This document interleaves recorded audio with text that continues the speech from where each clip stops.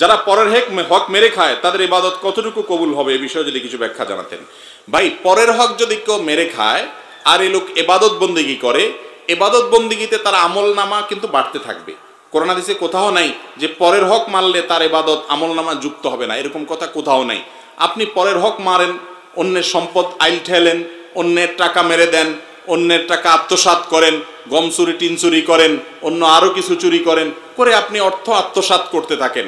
আপনি একটা বিষয় নিশ্চিত থাকেন, আপনার আমল নামাতে নেকামল যেগুলা করবেন, ইবাদতবন্দি করবেন, এগুলোর সব লেখা হবে। আপনি হারাম কাজ করছেন দেখে এগুলো লেখা হবে না এরকম কিছু কোরআন হাদিসে আসছে বলে আমার জানা নাই, সব লেখা হবে। কিন্তু সমস্যা হলো কি জানেন? সমস্যা হলো হাদিসে আসছে নবী সাল্লাল্লাহু আলাইহি ওয়াসাল্লাম বলেছেন, আতাদরুনা মানিল মুফলিস, তোমরা কি জানো আসল ভিখারিকে? সাহাবীরা বলছেন যে আল মুফলিসু ফিনা মাল্লা দিনারা ওয়ালা দিরহামা, ইয়া রাসূলুল্লাহ আমাদের ভিতরে গরিব মানুষ হলো যার পয়সা কড়ি নাই। নবীজি বলেছেন, আরে না, এই মুফলিসের কথা বলি নাই, আসল মুফলিস হলো সেই লোক যেই লোক দুনিয়াতে মানুষের সম্পদ আত্মসাৎ করেছে, অন্যের জমির আইল ঠেলেছে, চুরি করে সম্পদ নিয়ে এসেছে, হাওলাত নিয়েছে আর দেয় নাই, বাকি নিয়েছে আর দোকানের সামনে দিয়ে যায় নাই, বিভিন্নভাবে মানুষের সম্পদ নষ্ট করেছে, বোনের হক দেয় নাই বাপের সম্পদে, মায়ের সম্পদে, ফুফুর হক দেয় নাই দাদার সম্পদে, বিভিন্নভাবে ভাইয়ের হক দেয় নাই, ভাতিজার হক মেরে দিয়েছে, মানুষকে মেরে কেটে খায়। আবার অনেক আমলও করেছে, মাশাআল্লাহ, মাহফিলে 2 লাখ দিছে, হুজুর বলে হাজী সাহেবকে আল্লাহ জান্নাত দিয়ে দেন, বলেন সুবহানাল্লাহ, সবাই বলে আমিন। তো এইরকম লোক যেগুলো আছে তাদের আমল নামার পাহাড় নিয়ে কিয়ামতের দিন উঠবে, মোচে তেল দিতে দিতে যাবে, যা আজ জান্নাত ঠেকায় কে, এত কোরআন খতম, এত মাহফিল, এত হুজুরে খাওয়াইছি, এত মসজিদে দিছি, এত কোরআন শরীফ কিনে দিছি, হুজুর যত আছে দেশে এমন কোন হুজুর নাই আমার এলাকাতে গ্রামে যেগুলোর পেটে আমার খানা নাই, সবার পেটে খানা আছে, সব গরিবের পেটে খানা, কত দান সদকা করছি। আর কোরআন তেলাওয়াত, শুধু দান সদকা নাকি, হজ, উমরা, জিকির, আজকার, তাহাজ্জুদ, কপালে সিল, কত আমল করছি মাশাআল্লাহ, মোসে তাও দিতে দিতে যাবে জান্নাত সামনে কত দূর কে জানে।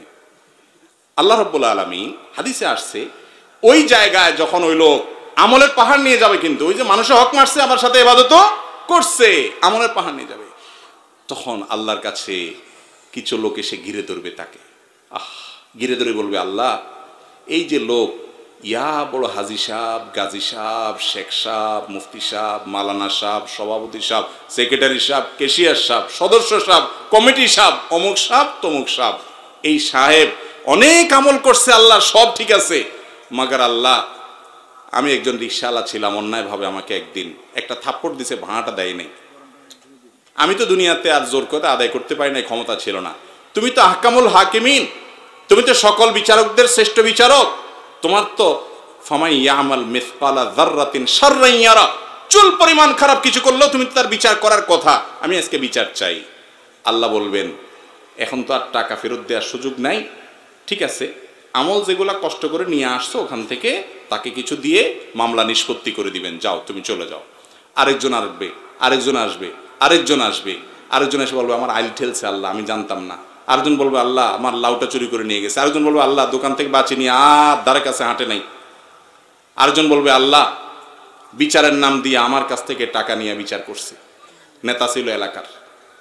এক একজন এক এক মামলার আসামি, মামলার বাদীরা আসবে, আল্লাহ তাআলা সবাইকে তার দাবি অনুযায়ী, যদি প্রমাণ সত্য হয়, কেউ তার মিথ্যা সেদিন বলবে না, সব দিয়া বিচার করবেন। তার আমল সব শেষ হয়ে যাবে, দেনাদার তখনও, পাওনাদার তখনও থাকবে।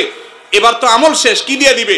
এবার তাদের পাপের বোঝা দিতে থাকবে, যে তুমি তার হক না কষ্ট, তার পাপের বোঝা নাও। এখন নিতে নিতে নিতে নিতে আমলের সব শেষ হইয়া পাপের বোঝা নিয়া তারপরে সে জাহান্নামে নিক্ষিপ্ত হবে।